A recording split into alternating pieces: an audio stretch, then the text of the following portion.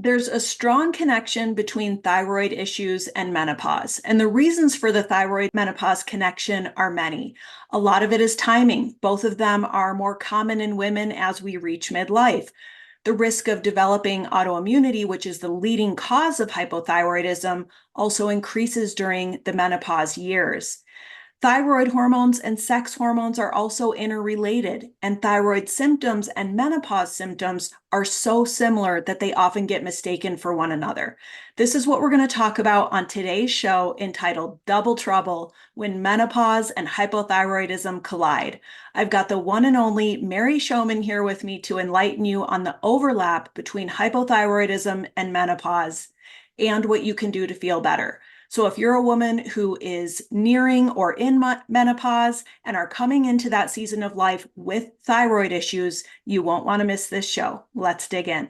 Hello, thyroid drivers. Welcome back to another episode of Thyroid-Healthy Bites, a weekly podcast dedicated to helping you live well and eat well so you can feel well. I'm Ginny Mahar, your host and the face behind the apron at hypothyroidchef.com.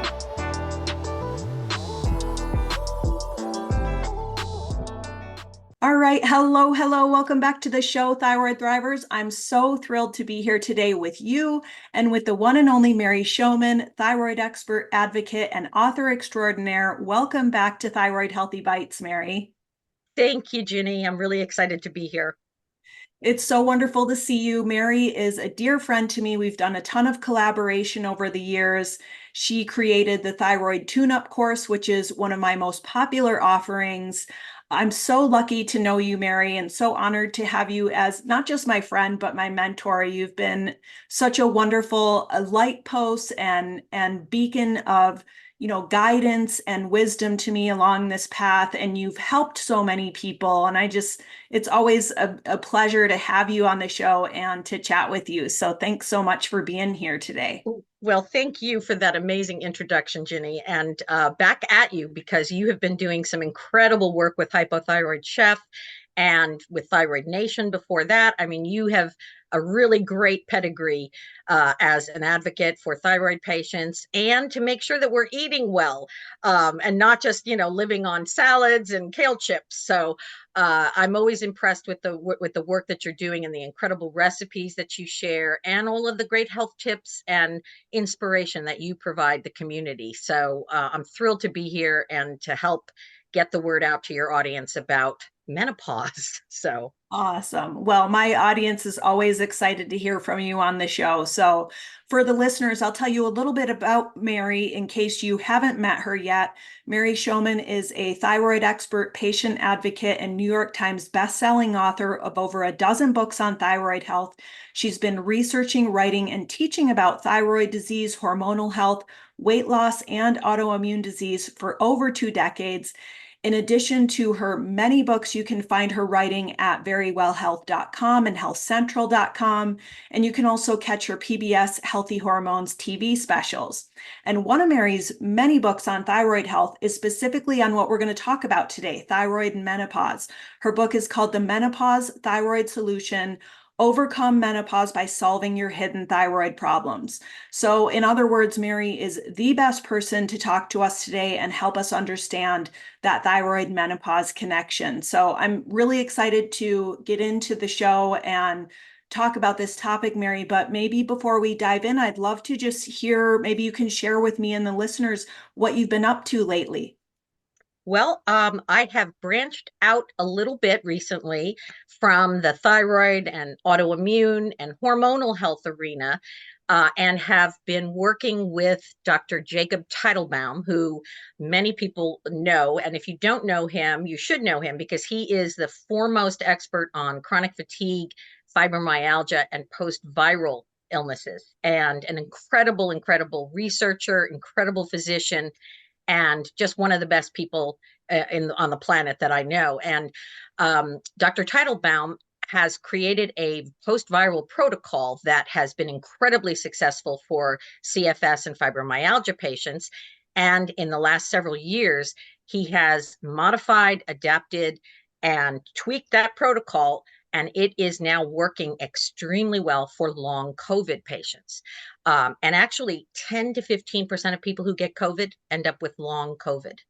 So that is potentially millions of people because we've had millions and millions of COVID infections. So Jacob's program is incredible and it works beautifully. So we have a book coming out and which puts Jacob's protocol into very understandable, practical, actionable steps that you can take. Most of them you can do on your own. Some of them you're going to need to work with a doctor.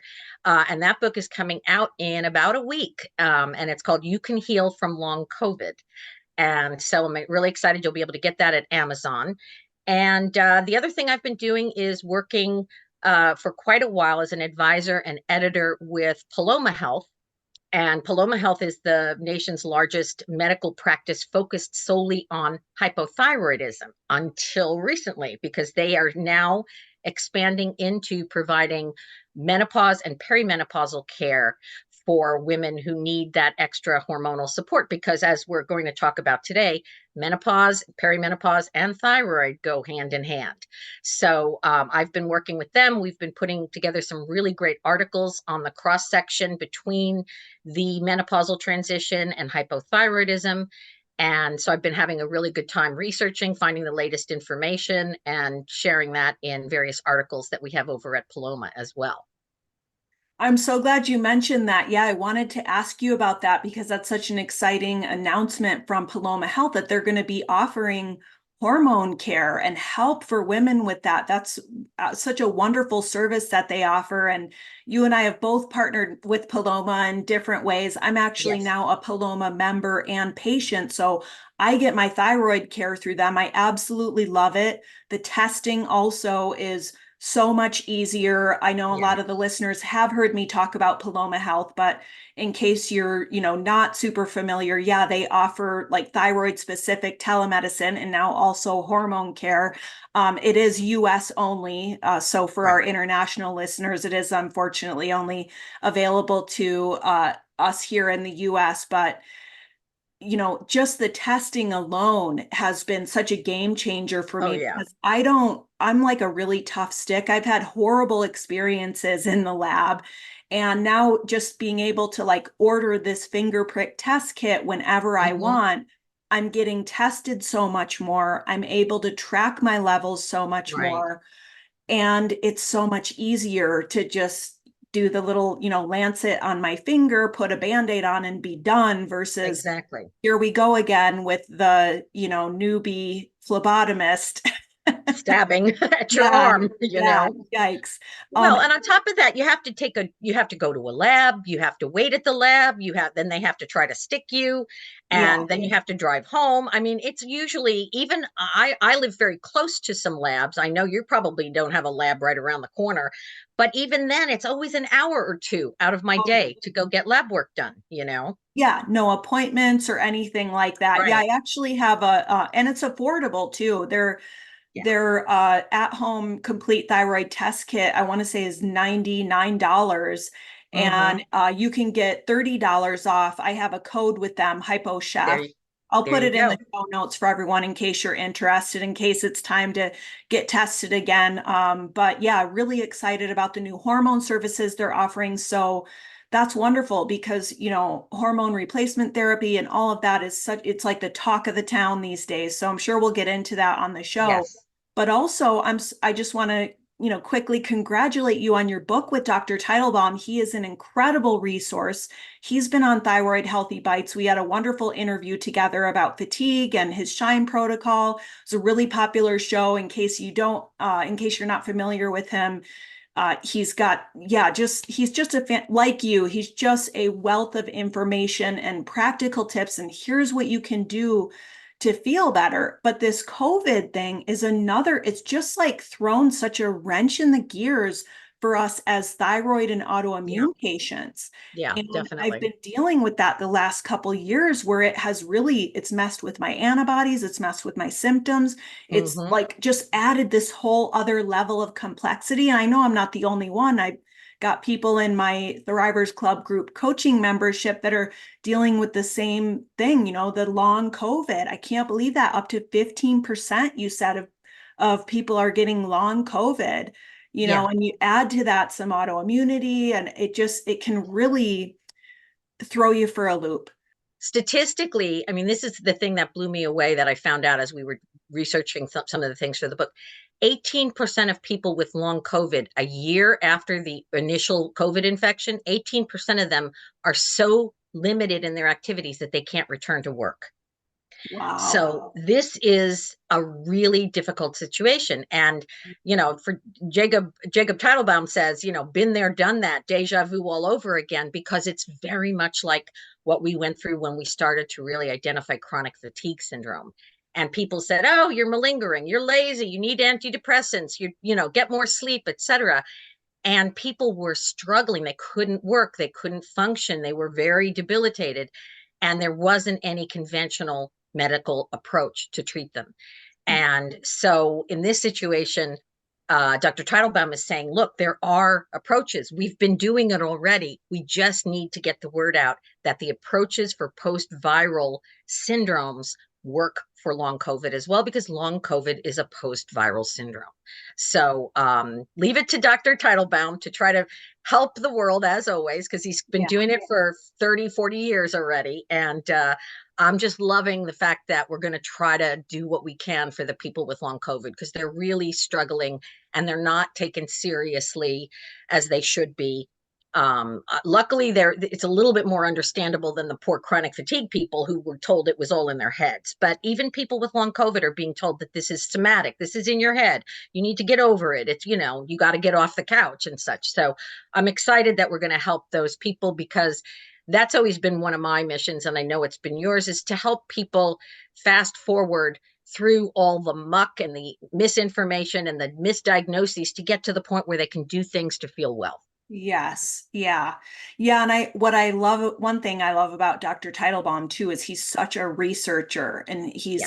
he's really got his hands in that world of the studies and this, creating and providing and digging into the scientific data, which is so important in getting some of these things, into the like sort of the awareness of the more conventional medical system and stuff, that there are these other things you can do to feel better. But I'm really excited about the book. I'm excited for both of you that that's coming out soon. And I know I can't wait to read that myself. So Thank you. Thank you. congratulations. Yeah.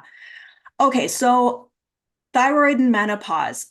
I thought maybe we could start by talking just about that overlap between menopause and hypothyroidism, including perimenopause. Like, can you kind of talk to us about where the two sort of collide? Sure. But first, I really want to define the concept here, because there's a lot of misunderstanding. We use the term menopause very broadly. So when people say, oh, I have menopause symptoms, they talk about hot flashes, they talk about night sweats, they talk about mood swings, all these types of things. These are symptoms of perimenopause, not menopause. Menopause is officially defined. I mean, this is where we get into a problem with the definitions between medical definition and sort of the vernacular that everybody uses. The medical definition of menopause is the point at which it's been 12 months sequential since you have had a menstrual period. So you stopped having periods a year ago, you haven't had another period since, you are officially at menopause. And menopause is a one moment in time, because before that 1 year point, up until then, it's perimenopause. And after that, it's postmenopause. So menopause is really just a moment in time. Everything up to and leading to it is the perimenopausal period. So I'm making this point because I've been through my menopause. But when I was going through it in my mid 40s into my late 40s, I still, just at the earlier stages, I still had this idea like menopause was something that took a couple of weeks. You'd have some hot flashes for a few weeks and then, you'd be done with it. I thought it was like a Golden Girls episode, and that it was something for really old ladies. And so when I started having menopausal symptoms in my perimenopause in my 40s, I was like, wait a minute, what is this? I'm too young for menopause. No, I'm not too young for menopause. I'm right on schedule for perimenopause. Because perimenopause, people don't realize it can start up to 10 years before that last menstrual period. The average length of time of perimenopause is about 4 years. So the average age in America, 47, is when you start your perimenopausal transition. The average age of the menopause, so it's that day that you have had your last period and it's a year plus, is 51. So we see women starting perimenopause in their late 30s, very early 40s. Some women are very, they push that schedule way further ahead. They start having perimenopause in their late 40s and their, last period is sometime in their mid 50s. But the average is 47 and 51. So, what I want to encourage people to understand is when you're tired, when your periods are kind of erratic, when you're moody, when you are gaining weight or it's moving from other places into your belly, when you're feeling overheated, but not necessarily a traditional hot flash, when you're waking up a lot at night feeling uncomfortable, all these symptoms can be perimenopause. So, no, if you're in your 40s and you're having these symptoms, you're not too young to have perimenopausal symptoms.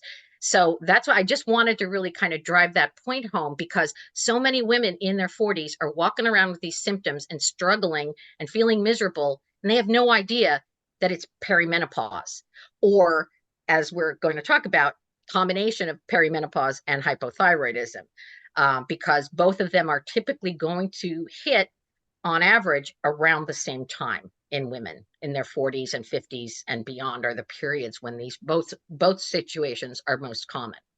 Yeah, thank you so much for clarifying that. I think that is a common source of confusion and yeah, to think of it that way, that menopause is just that one moment in time. I hear a lot of women too say, I'm premenopausal, and that's actually perimenopause is It's kind the of same the thing. leading up to that Yep, point of menopause. And then, as you said, you're postmenopausal following that moment where you realize it's been 12 months since I've had a period. exactly. I mean, for most people, I mean, there's a subset of people who continue to have symptoms of hormonal imbalance after menopause, after that point. But the majority of people, once your last period has come and it's been a year, most of the times those symptoms abate and your body settles into a new hormonal pattern, and you don't have hot flashes. You don't have sleep disruptions. You feel pretty good. I have to say, the point at which I reached my menopause, I felt great. All the symptoms were in the perimenopause, and I Mm. did not use hormonal medications. So I went through my menopause naturally, using other types of things to support it. But once I hit that final period and everything else, everything calmed down, and it was actually really nice. So people Oh, need I'm to so glad to understand. hear that. Oh, yeah, yeah. People need to understand that Reassuring. most of us, menopause, once you've gotten to menopause and you're in postmenopause, it's a whole lot easier than the perimenopause. Yeah. Oh man, at 47, I can feel that. Yeah. And I really noticed things starting to change as soon as I hit 40. It Yeah, was like, I've always been very regular cycles, and it's like, right. whoa, why am I having a 26-day cycle out of nowhere? And just, Hmm. that's when I started to notice things. And then Yeah, definitely in the last year or so, it's like, okay, here we go. Buckle up. right. But luckily that you are more equipped than the average person to have an easier ride. You buckling up, but your ride's going to be a little bit easier, hopefully, because you have a lot of information and you got some tools in your toolbox. Yes, yeah. And, also on a mission to help others have those tools in their toolbox. So, Exactly. yeah.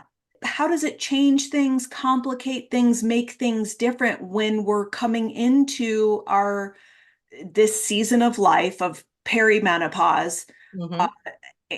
leading up to menopause, when we also have thyroid issues like hypothyroidism, Yeah. Hashimoto's, maybe hyperthyroidism? Can you talk to us about that?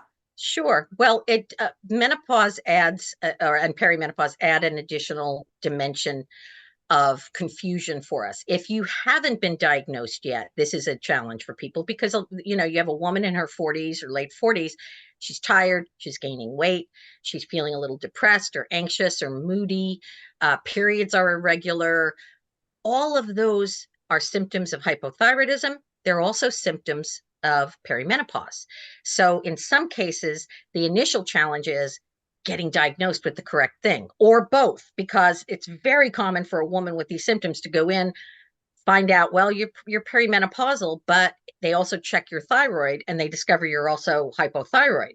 So one of the things that I always recommend as an advocate to women is, if you have these symptoms and you're in that age range, make sure that the doctor is checking for your thyroid as well. There's not a lot of definitive tests to determine if you're in perimenopause.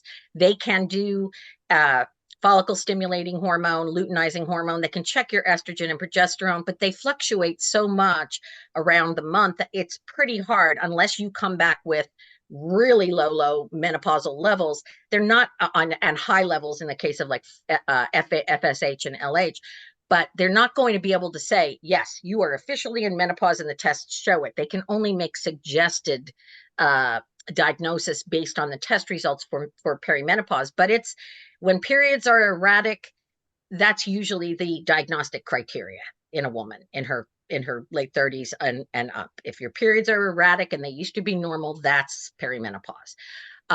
Thyroid, obviously, we have lots of blood tests that can take a look at that. TSH, free T4, free T3. We can look at antibodies for autoimmune thyroid disease.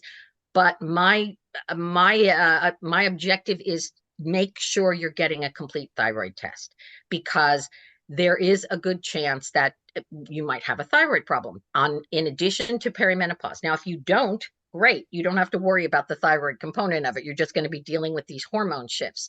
But if you have both, you need to address both in order to get to a place of wellness. And in fact, I can't tell you how many of my coaching clients I've talked to were having what they thought were perimenopausal symptoms, went and got diagnosed, got on thyroid treatment and optimized their thyroid function, and said, my perimenopausal symptoms are pretty much gone. I feel fine now.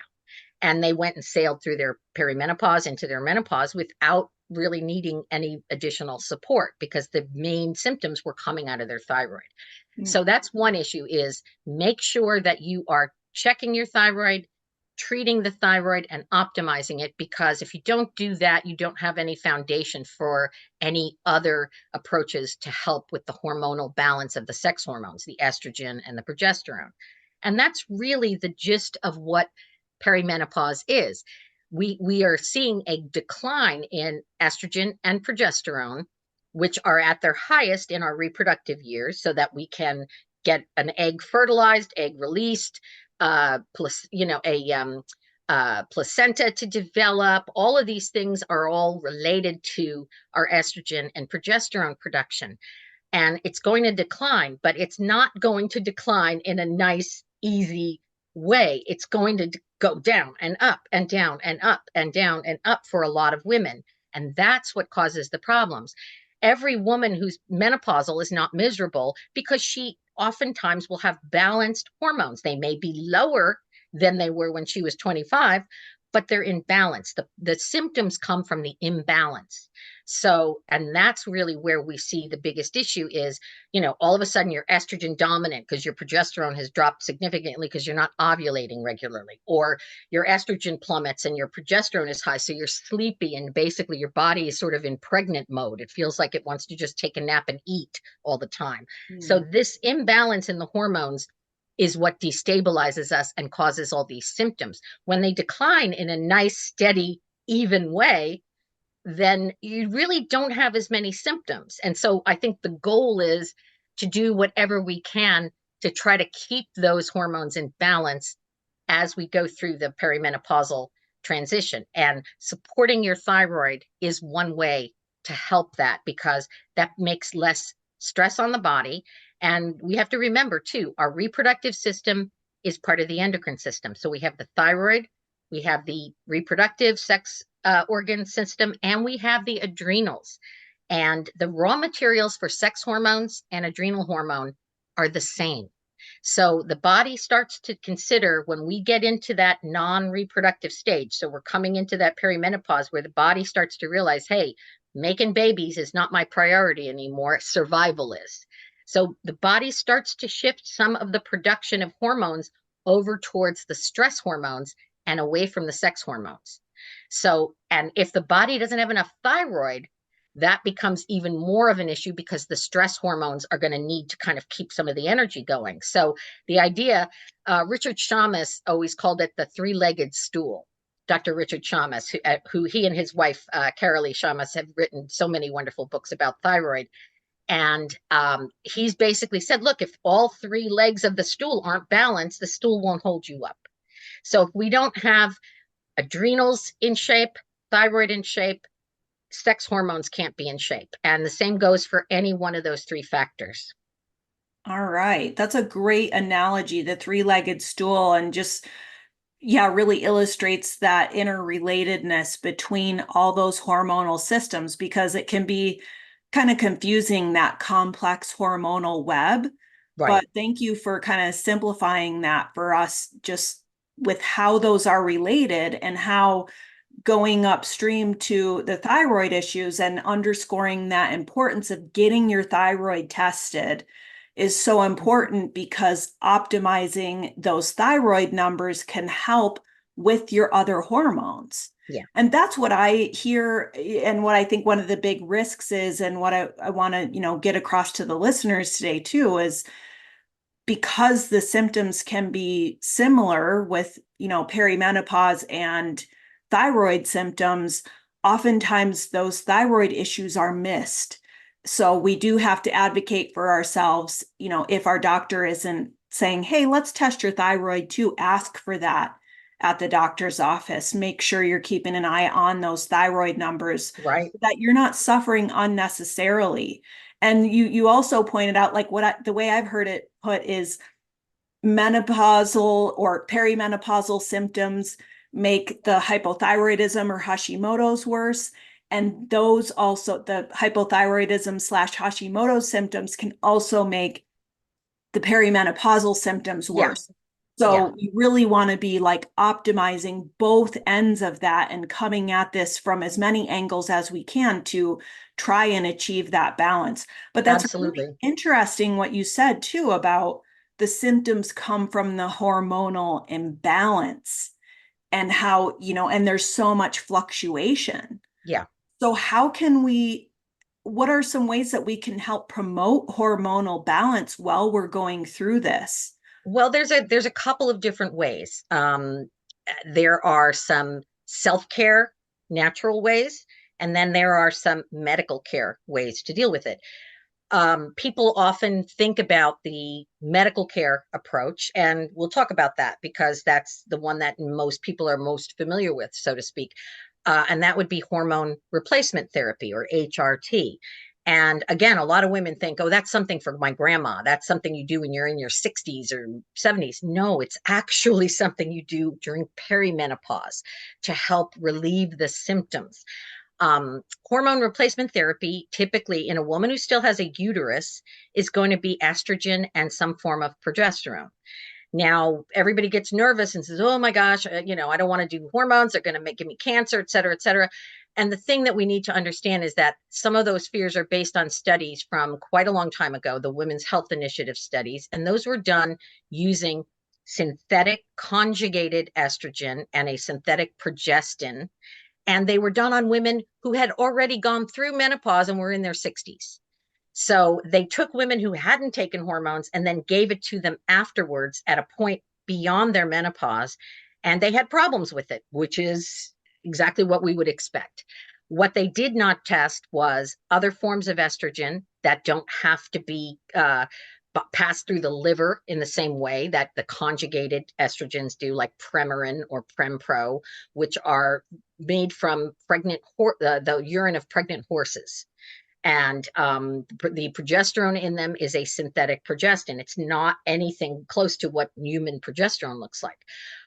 So now what we know is that some women really do very well. And in fact, there can be protective health benefits for heart health and for bone health, and certainly for mental health and getting rid of all of the symptoms, in giving women therapeutic doses of HRT, but in the safest form possible at the lowest dose for the shortest amount of time needed.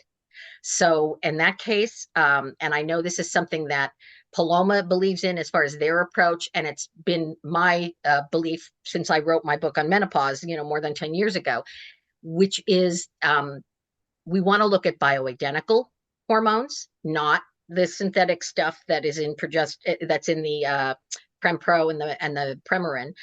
And we want to look at transdermal forms whenever possible. So that would be patches, creams, and suppositories in some cases. For some of like the progesterone can be available on that. And for the shortest amount of time that we need it. And people think, oh, that means I have to go to some compounding pharmacy and spend, hundreds of dollars to get them to compound a no, that's the thing. People don't realize.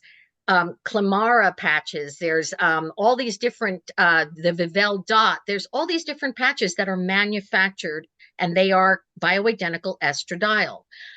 Prometrium is a manufactured natural form of progesterone that comes in a capsule.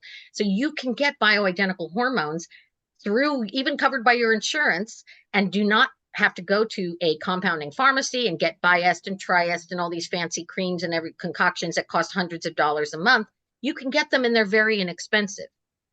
There's even generic estradiol patches.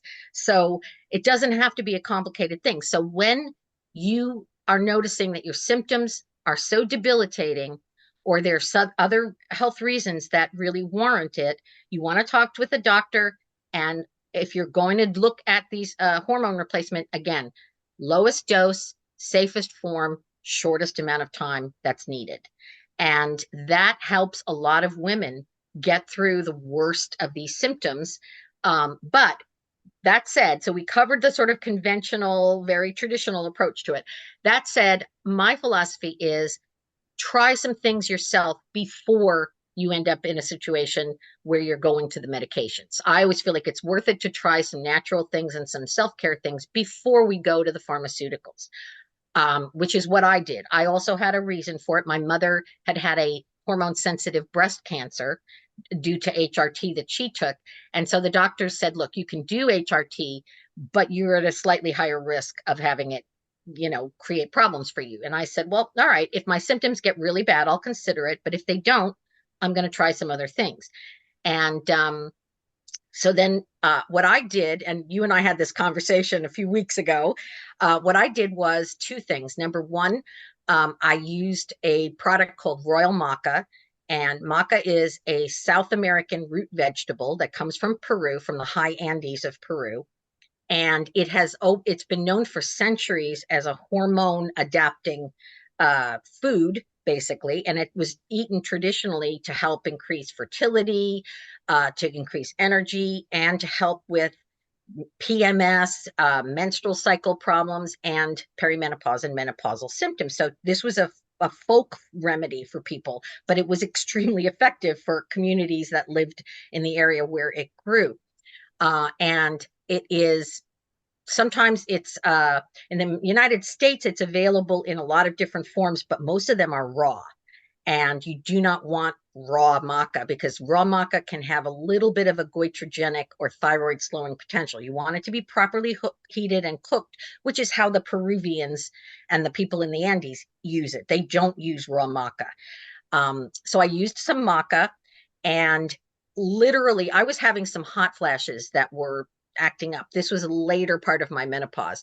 And literally within 2 days, my hot flashes were gone completely on the maca. And I was taking a very low dose. And the great thing about maca is it's not hormonal. It just helps your hormones work better in your body, and it helps your body receive those hormones. The receptors become more sensitive to the hormones. And the cool thing about maca is not only does it do that for your sex hormones, but it does it for your thyroid too. So it helps enhance your thyroid hormone receptors. So the Royal Maca, which is a particular brand that I recommend from a company called Whole World Botanicals, because it is organic maca. It's grown in the high Andes. It's not from China, which is where vast majority of the maca on the shelves is coming from now, where it's grown in pesticides and contaminated dirt at low altitude. And maca, to be potent and effective, needs to grow at high altitude in Peru without pesticides and contamination and lead in the soil and who knows what else is going on in some of these areas where it's growing. But this is organic, pure, and it's extremely potent. So I did the maca, but before that, long before that, when I was writing my book, Menopause Thyroid Solution, I also discovered by accident that melatonin could have some incredible properties. I started taking some melatonin just to help me sleep a little bit easier. And I was at that stage of having the crazy, crazy erratic periods. I would get a period, then 20 days later, I'd get another one. Then it would be 40 days, and then I would have a period that lasted 10 days. And I mean, it was just unpredictable as all get out. And I had been on a 28-day cycle, 5-day long periods, predictable length, predictable heaviness. I mean, everything was very clean. And all of a sudden, it was who knows? It was like hitting a slot machine. I never knew what was going to come up. Period, 5-day period, 12-day period. It's going to come in 2 more days. I mean, who knew? And so I walked around all the time with my products with me, just in case, because you never knew when it was coming. And 2 months after I started on very low dose melatonin, my period went back to 28 days, 5-day, normal flow, normal color. Everything was normal. And I said, wait a minute. So I started to research, and then I found this Dr. Walter Pierpaoli, an Italian doctor who wrote a book back in the 80s called The Melatonin Miracle. And everybody was like, oh, this is exciting. It was basically for jet lag. And he was talking about that became the sort of hot button on it. But he's done so much more research than just jet lag and sleep on melatonin. Turns out it's a hormonal master conductor, and it helps extend fertility in women who want to have babies in their late 30s and 40s. It's actually being used in a lot of fertility clinics now. It can regulate your PMS issues. It can regulate your perimenopausal problems. It regulates menstrual cycles. And in some research he did, it even had some women in their late 40s get pregnant, and some of them who had no longer had periods started getting periods again. They weren't thrilled about that side effect, but what it tells you is the body wasn't done yet. And the melatonin let it kind of finish out its natural cycle. So I started to use the melatonin, and I have been using it ever since because it has so many other benefits. It helps thyroid T4 to T3 conversion. It helps with growth hormone production. It helps balance cortisol levels, the adrenal daily hormone. It just has so many it helps boost your morning mood. And all you have to do with melatonin is take anywhere from 0.5 milligram up to about 3 milligrams an hour before bedtime or 10 p.m., but no later, because you want to take it so that it will hit your brain at the normal time that melatonin typically would release in the body. And it is, Dr. Pierpaoli called it like the God particle. And he felt it so profound for anti-aging, and then he said it's the body's master clock. He said, what tells your body it's time to go into puberty? Do we really know? He said it's melatonin. What tells the body it's time to go into perimenopause, for the eggs to start drying up and for progesterone to start dropping and the estrogen? What is controlling this life cycle of the body? It's melatonin. And so he feels like I remember one thing he said to me, said, if I could do it all over again, I'd go back to being 30 years old and start taking melatonin then. And I thought, well, okay, I believe it. This guy had 15 medical clinics, and he was working with all sorts of people, and he's very well known in the anti-aging world and in the European integrative medicine world. So if it's good enough for him, it's good enough for me. So I'm still taking the melatonin, even though I'm past my menopause, because it has so many other benefits and it has very few side effects. Biggest one is that you sometimes have vivid dreams. Usually that goes away after a few days of taking it. But I want to ask you, because I have a question for you, because I know you just actually started using maca recently. Mm-hmm. And after our conversation, I know you were going to try that out before you went into going into prescription hormones and things like that. So I want to hear about your experience with the maca. Yeah, so I had a conversation with Mary 2 or 3 weeks ago, just, catching up on the phone, and was mentioning to her about, going through some of these perimenopausal menopausal symptoms. And I was so glad that I mentioned it because you shared with me about your M&Ms for menopause, the melatonin and maca. I was just absolutely fascinated to learn all of this from you. And right after we talked, I ordered some of that royal maca from Whole World Botanicals. Like you said, they're just a really great product, organic. And then also, it is a concern for thyroid patients that so many of the maca products on the market are uncooked. Right. So yeah, and that can be, a detriment it can be inhibiting to our thyroid function. So really important that it's cooked. This is just, well harvested and all of that. So I tried it. They have a product that is specifically for perimenopause. Mm-hmm. And I've just been on it. I've been just taking one a day. I'm kind of working my way up. I'm a super sensitive person, so I always have Mm-hmm. to start slow.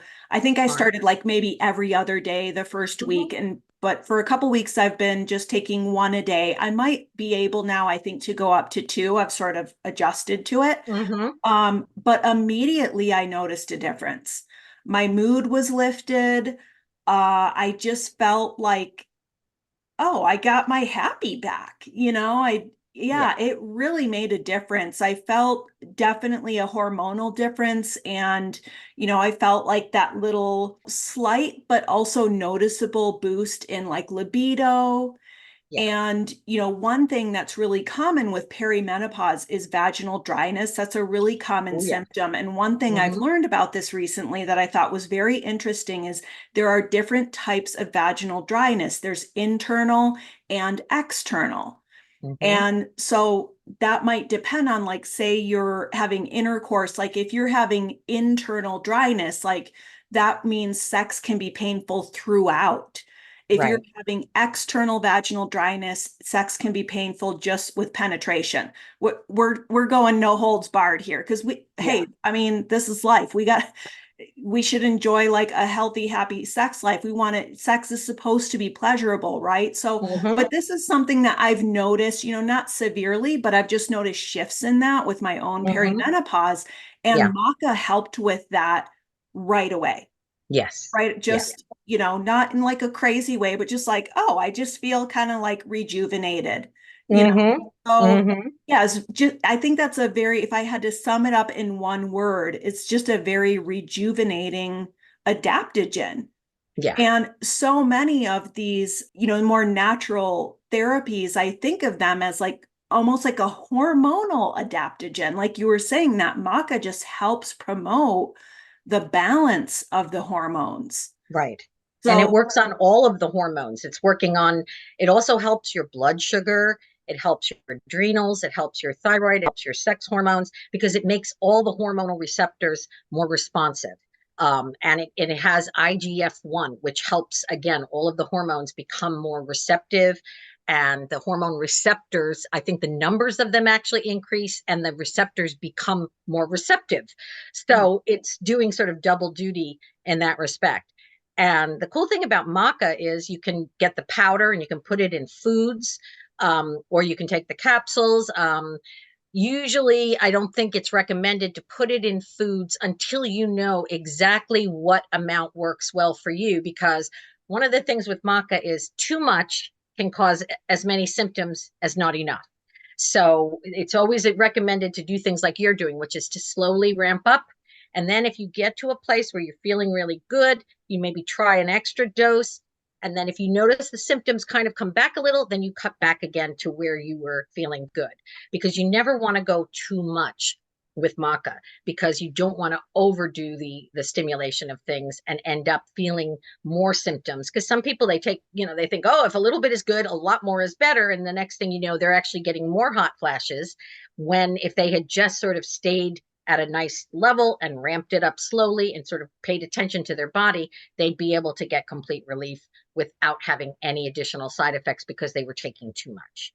So okay, got yeah, it. so it's a very like I think the owner of the company that makes it once explained to me, it's Goldilocks situation. Too little, not too much, but you want it to be just right. So Got it. Yeah, more is not necessarily better. Okay, glad to know that. Yeah, you yeah. had kind of mentioned that, like, get to where you notice relief in symptoms and then dial it back just a notch from there so that you're in that Goldilocks place. Right. But yeah, that Right. makes sense. And then with in perimenopause, obviously your hormones are going to be shifting. So as you may do great on like one capsule a day for a while, but then if you start to notice some of the symptoms creeping back in and coming back, then you try a little bit more because your hormones are not going to be a static situation in perimenopause. They're often going to fluctuate. And so we're not saying with maca you're going to go up and down on a daily basis because it's not that quick a reacting supplement. But what you do want to do is look at the trend. And if you were really stable and feeling great, and all of a sudden you're noticing a new symptom of perimenopause has kind of crept into the situation, that's a point when it might make sense to try a little bit more of the maca. Okay, got it. Well, I'll be sure and put a link to that product in the show notes too, since you and I both have been so happy with that. And it is, really important with supplements to find ones that are made with quality, with integrity, with safety in mind and all of that. So it does seem just like a really great company and a great product. So happy to hear Absolutely, that. it is. And I don't recommend too many products by name or by Right. brand. And that's one of the ones because I've been using the Maca for quite a while. And I also use a number of their other products for various reasons. And so they are one of the few companies that I can completely get behind and fully endorse because Mhm. it's everything is done ethical sourcing, fair trade, organic or wildcrafted, and it's all coming. It is what it is. They are looking at Peruvian Amazon, Peruvian Andes, working with indigenous people there, and bringing us these incredible botanicals that are native to those areas. So Yeah, amazing. Yeah. And thank you also for, clarifying on, your take on the HRT approach and the options there. I wanted to ask you about, your opinions on that as well. So also really great to know about those and the patches and the various things. I'll share a little bit about my experience with HRT as well. I have not tried progesterone or estrogen yet, but I have been doing just a very, like, it's a 1% concentration testosterone cream. mhm. And I only use it 2, 3 times a week, maybe. But I started this, gosh, I've been on that for about 3 years now, and I was just feeling really flat. It was kind of hard to motivate, hard to Mhm. energize, just kind of feeling a little bit, like depressed, like really feeling like, okay, I feel like I'm coming into a new hormonal reality here. So Mhm. I went to my naturopath and I got a Dutch test, which is a dried urine test for comprehensive hormones. Very Mhm. comprehensive hormone panel. It gave me a ton of great information. And one thing that it showed at that time, and I probably need to get another one done because it's been a few years, but it showed that, whereas my estrogen and progesterone at the time were okay, my testosterone was in the tank. And I just Okay. want to mention that because I think this is really important for women to be aware of because we think of testosterone as a male hormone. Women have it too. Women need it too. And it isn't just important for your sex drive. If I had to sum it up in one word, I think of testosterone as just general drive, your motivation to do what you want to do in the world, to get out of bed in the Mhm. morning, to motivate to do things, to Yeah. find that fire that gets you like lifting the weights or doing planting the garden, whatever it is, going to work and feeling that spark for what you want to do. So not only has that been huge in just helping me feel happier and more energized, more able to build muscle. Like I was really feeling challenges with trying to build lean muscle mass with Right. strength training and stuff. So it's helped with that. But there's also really important benefits to testosterone in terms of brain health, bone health, cognition, all Yeah. kinds of stuff. So it's an important hormone for women. But what I want to, kind of rewind and like, underscore here about that is that it started with the testing because for some women, testosterone would not be a good idea. I don't say that saying Right. every woman should get on this because it'll just make you feel better. For Hmm. me, it was the right thing. And I Right. knew that because I had that hormone test and Hmm. wonderful doctor who's really, she specializes in hormones. She understands that complex hormonal web and was Right. like, I think this would just help you. It's topical. You can put it on as much as you need it, which I love being a sensitive person. I can kind of control the dosage that way, Sure. use as needed. It's been great. I haven't noticed any weird side effects or anything. I think there's a lot of misinformation about that with testosterone that you're going to like grow hair on your face and get a deep voice. But No, that's if you're taking too no. much. Yeah, And when they're giving it to you as a woman, it's meant to be at a therapeutic dose, but not a dose that a man would get. yeah. And the other thing that I wanted to mention that relates to that too is that a lot of us are deficient in DHEA. And DHEA is a precursor hormone that turns into testosterone and the other sex hormones and into adrenal hormone, cortisol. So it's sort of the upstream area where we can sometimes help support our hormonal production um, in, in sort of different stages. So some people actually who are lower in testosterone or estrogen or have cortisol imbalances will go to some DHEA supplementation as well. And this is one, DHEA is actually available over the counter. So you don't need a prescription for it. But again, this is not one where it's like, oh, yay, go ahead and take more and more and more. Typically, for a woman, usually they don't supplement or recommend supplementing it more than 5 to 10 milligrams a day. More than that, and you get androgenic effects, like you were talking about. You may grow some chin hairs and you can get acne, and you can, even at very high doses, you can start to feel aggressive, kind of the, DHEA version of roid rage. And we don't want that. So it's really doing DHEA supplementation as a precursor hormone. It's probably best done under the direction of someone who knows what they're doing to give you Yeah. guidance. But I just wanted to mention that because there are some people, and even I know some men that are taking DHEA in order to supplement their testosterone levels rather than taking the testosterone in a straight form. So it's another point at which you can do an intervention with natural approaches. And if your body is good at taking the DHEA and converting it into the various other hormones it needs to do, it may work very well for you doing that. In some Yeah. cases, there are people that take DHEA along with the other hormones as well because they're supporting at every stage of the process. So it's just another thing to keep track of. And DHEA is tested in that Dutch test as well. Mm. It's a level that's looked at, and it's actually, even if you're not going to go through the process of a Dutch test, which is much more elaborate and can be a little bit more costly than some people want to spend, get a DHEA panel done to see what your DHEA level is, because that will oftentimes give you some insights into whether the adrenals need some extra support or the sex hormones need some extra support. Because if you're at the lowest end of the range or too low, a little bit of DHEA supplementation can sometimes help bridge the gap and kind of get you back in balance. Okay, great to be aware of. Yeah. And I wanted to ask you, Mary, about, I know you mentioned DHEA testing, and we've talked a little bit about the Dutch test, which I'm Uh-huh. a big fan of. What are some other hormone tests that you recommend?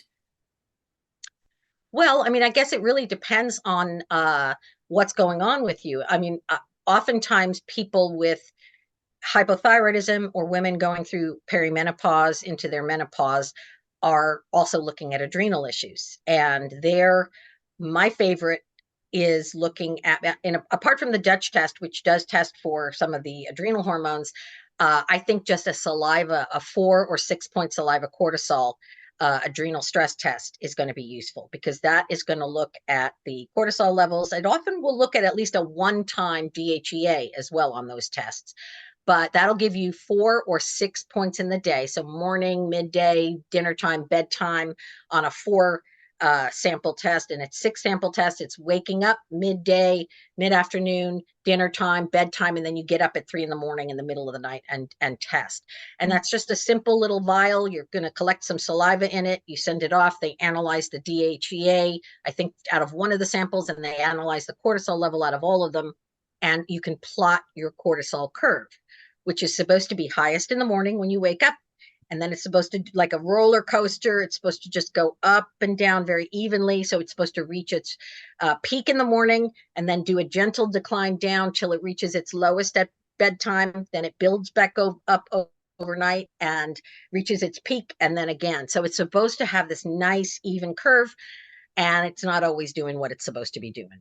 And so a 4 or 6 point saliva cortisol test can give us a pretty good insight into what's going on with those adrenals. Are they flat?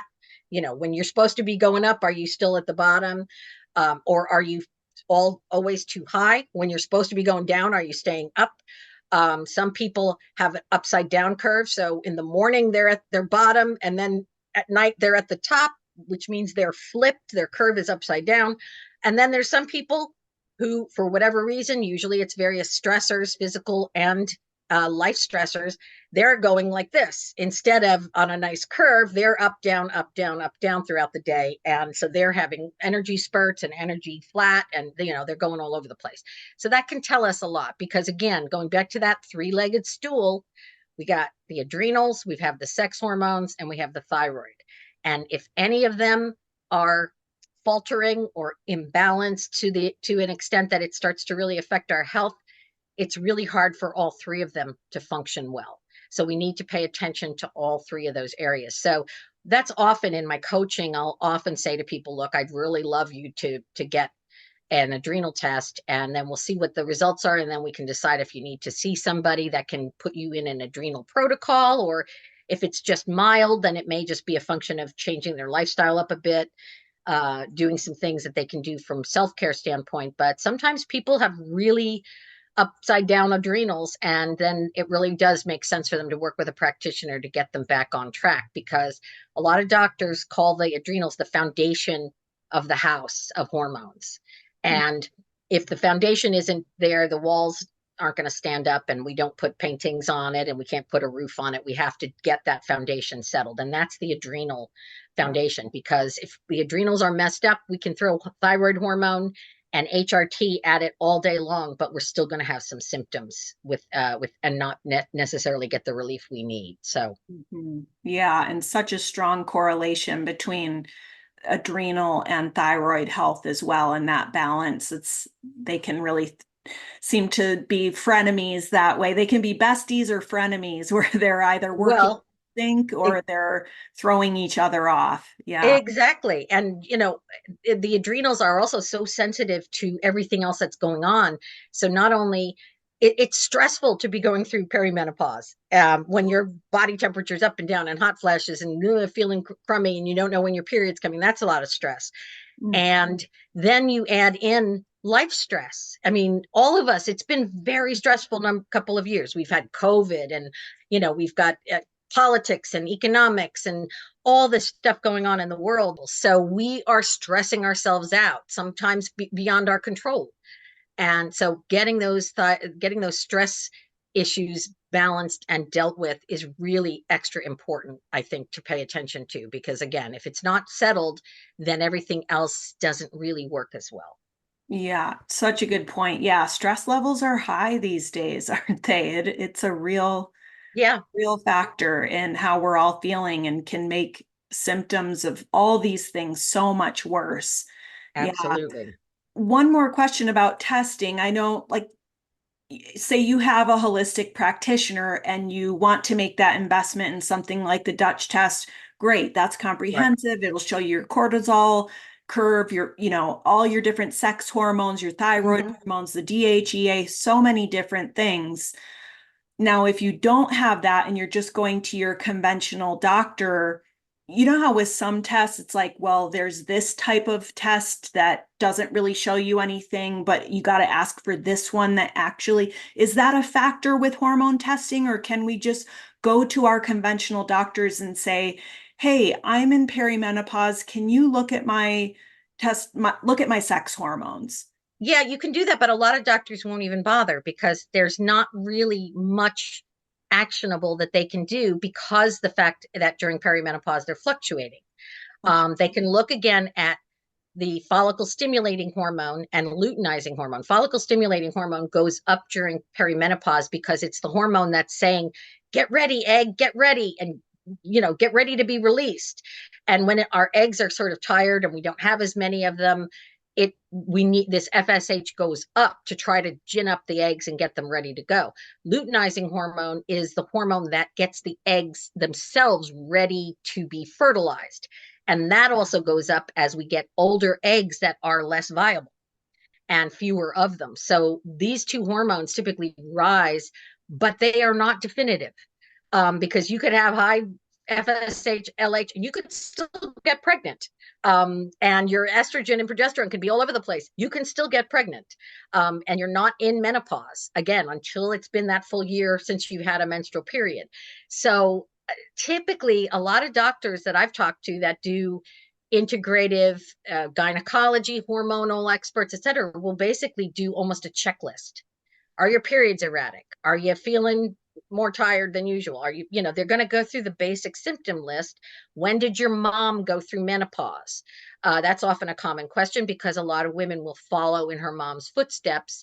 Um, because, if mom did menopause at 45, the daughter's more likely to have a little bit of an earlier menopause. If mom was 55 and still going strong with having a menstrual period, well, it's likely you may have a later menopause. So it really depends. And there's different regional issues, certain European groups where women tend to have later menopause, other groups where it's much earlier in different parts. So honestly, you can ask for hormonal tests, and it's usually, though, they're going to do hormonal tests if you're going to be on hormone, because then they're going to be able to monitor the response to the hormones. But they're not usually going to Got it. give you a hormonal test just to tell you have perimenopause, because Okay. perimenopause is more of a diagnosis of exclusion and obvious symptoms, because the most common and the biggest symptom they're looking for is that erratic menstrual period.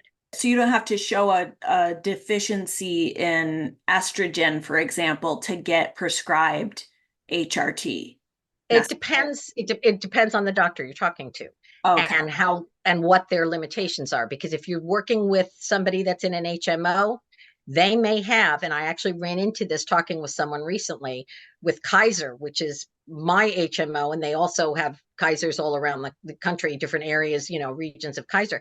But this woman is in her 40s and is in perimenopause, and she asked her doctor, because she's having really tough symptoms, asked her doctor if she could get HRT, and the doctor said, well, not yet.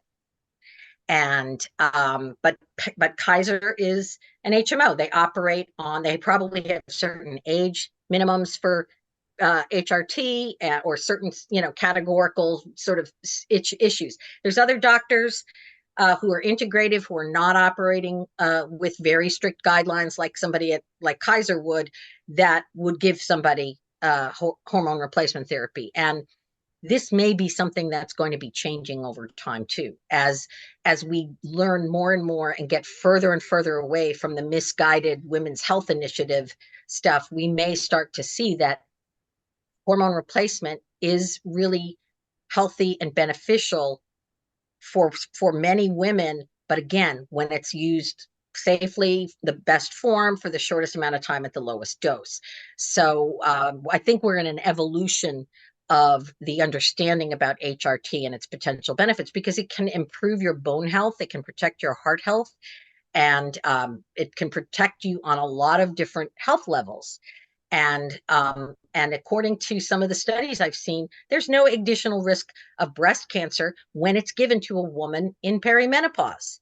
Now, you do not want to be 5 years out from having a period and all of a sudden say, I'm going to start HRT now. No, there's a certain point at which then it starts to have some negative effects on you. But those are not when you are in perimenopause and still your body is still used to having certain amounts of hormones, and we're just balancing them out with the HRT. Got it. Okay. One last question. I'm always Sure. thinking about food. Oh, yeah. And One thing I've been using, another kind of natural thing recommended to me by my naturopath is ground flax meal. I'll put it in my smoothies as another sort of, the way she described it was like another estrogen adaptogen where it can help rid the body of excess. And also if you need a little more, it can like help with that, just sort of Yeah, helping with that, especially the estrogen balance. right. Do you like ground flax as a just something to incorporate during this season of life, or? I'm sort of the mind of whatever works, go for it. I mean, flax is a phytoestrogen. We see that also with things like evening primrose oil is a phytoestrogen. There's also soy foods, which have phytoestrogenic effects as well. The key thing that you have to pay attention to with phytoestrogens that is a little bit different than something like a maca, which doesn't have a phytoestrogenic effect, is that anytime we're increasing estrogen, and this also applies to estrogen replacement, so HRT, whether it's estradiol, bioidentical, doesn't matter. Anything that's estrogen or estrogenic, even plant estrogens, can interfere a little bit with our thyroid function because estrogens get taken up by some of the thyroid receptors and get a little bit in the way. Not a reason not to use them, but it is a reason to realize that if you start adding a big dose of a phytoestrogen, or if you start on HRT and you're on a thyroid medication already, you want to get rechecked periodically and you want to monitor your symptoms because sometimes when people are increasing their phytoestrogen or they've added an estrogen medication, like they've gone on the pill or they have gone on HRT and they're getting more estrogen, they will need a slight dosage increase in their thyroid medication to compensate for the interference of the estrogen. Okay, great to know. Yeah, and another great reason to get tested regularly. Thank you for clarifying that. Yeah, and you mentioned soy too, and I know that's such a contentious topic in the world of thyroid health and nutrition. I had Dr. Alan Christensen on the show not too long ago, and he wrote the Hormone Healing Cookbook, and a lot Mm-hmm. of the rest he features a lot of soy recipes in there. Now, Mm-hmm. as a naturopathic endocrinologist who specializes in thyroid care, I had to ask him about that. And he gave this really elaborate explanation of, all the research on soy and thyroid. And he basically spent some extra time really digging deep into that research. And he said, I just did not see the proof there for thyroid patients to really need to completely eliminate soy. Mm-hmm. Do you have thoughts on that you want to share? Yeah, I don't see any reason to completely eliminate soy, but I do think that you should not use GMO modified soy because the genetically modified soy can be, it's just not good for you. Number one. Number two, I believe in using soy the way Asians eat it, which is as a condiment and not as a primary protein source. So soy burgers, baked soy meat, all this, soy patties, soy bit bars, soy ice cream, soy milk, everybody, doing concentrated high amounts of processed soy, no. Putting some miso in your soup, yeah. Putting, stir fry with veggies and a few chunks of tofu in it, fine. A splash of soy milk in your coffee, not a problem. But we have a world where people said, oh, a little bit of soy is good, it's heart healthy, it's good for my menopause, etc., so a lot must be even better. And they took soy and took it from a food and turned it into a medicine because they're putting it into such high concentrations. I mean, when you look at the amount of isoflavones in certain soy products or soy supplements, it doesn't make any sense to be loading our body with that amount. Mhm. So incorporating some soy, I mean, edamame beans are great. A little bit of toasted, roasted soy, edamame with a little salt on them. Yum, really good. Soy Mhm. sauce, I can't live without it. It's one of my favorite condiments ever. But to make soy your primary protein replacement, soy shakes, soy smoothies, soy, no, I think that that's a mistake. And that's where we see people get into trouble. They're doing these soy smoothies every morning, and all of a sudden their thyroid starts shooting up because Soy is not only a phytoestrogen, it is a goitrogen, which means it can slow down the body's ability to produce thyroid hormone and the T4 to T3 conversion. And so it has kind of double whammy effect. So soy in moderation as a condiment, the way the Asians eat it, that's sort of my guideline. And various nutritionists that I've talked to have said, yeah, that's the way to do it, and always non-GMO. That makes sense. Yeah, thank you for that. That's the way I enjoy it too. It's like it's such a wonderful flavor, especially like you mentioned soy sauce. I use tamari, which is made only from soy, Yes, like right. traditional soy sauce, or not traditional soy sauce, but the typical soy sauce that we see on the table at restaurants or in grocery stores that's labeled soy sauce. It is often made with wheat, so something to be aware of if you're gluten sensitive, as Yes, many, if definitely. not most of us are, is you can use tamari in place of soy sauce. It tastes essentially the same. It's Yeah. just that tamari is made only from soybeans, not a mixture of soy and wheat. Yeah. But that It's a little more flavor, intense flavor too, I yeah, think, the tamari, just a yeah, little bit stronger. a I little actually like it stronger. better than soy, but I love even at a junky restaurant getting my sushi, love my soy sauce, you know. Yeah, yeah. Yeah. Oh, well, thank you so much, Mary. This has just been so informative and enlightening and empowering. I really appreciate you being here and sharing your expertise and wisdom with us today. So thank you so much. Oh, you're very welcome. And I just wanted to mention that if people have some questions about like the melatonin and maca, they there's some articles online that I've talked about it. It's also featured in my Menopause Thyroid Solution book, so they can get a much more in-depth discussion, including all of my interviews with Dr. Pierre Paoli, who I just thought was amazing. He was in his 80s when I talked with him last, so the guy was incredible. Um, and I just also wanted to mention that people should check out Paloma, because we were talking about how it's so useful to have testing and being able to test frequently for things. And so, you start a phytoestrogenic supplement, test 6 weeks later. You can do it at home with your test from Paloma. It makes it so easy. So it puts control back in your hands, because that's really what all of this is about. It's about we're the CEO of our own healthcare here. Doctors, experts, nutritionists, guidance, books, etc. Those are all inputs into it, but we're the ones that have to really be in charge. And so when you can order your own tests in some cases, when you can go to websites like yours and get great information, when you can get healthcare online when you need it, there's a lot of incredible resources that can really support people. And so I'm just encouraging women, don't suffer in silence with this stuff. Reach out, ask for help. We have lots of resources. Ginny and I, between the two of us, could probably, write 5 books full of resources for people. And, there's lots of help, and there's lots of people that are willing to help you. You just need to ask for it, and don't assume or don't accept anybody telling you, well, of course you're going to feel that way. You're in perimenopause or your thyroid is out. You're going to have to just live with it. No, no. Yeah. We're here to say you don't have to live with it.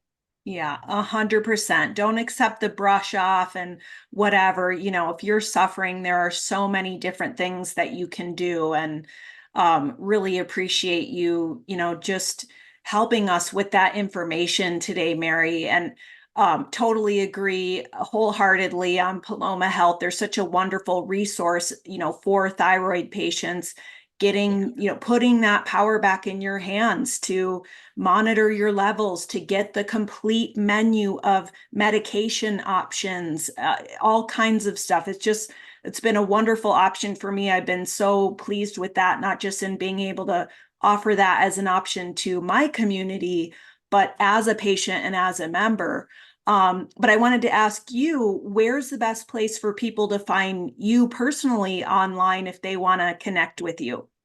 Sure. They can find me at Mary-Shomon, SHOMON.com. I'm also on Facebook at Thyroid Support. So facebook.com/thyroid support. I have a Substack, Hormones 101 over on Substack. I have my newsletter, which you can sign up for there. And I do my coaching. You can find links to that at Mary Shomon, Mary-Shomon.com.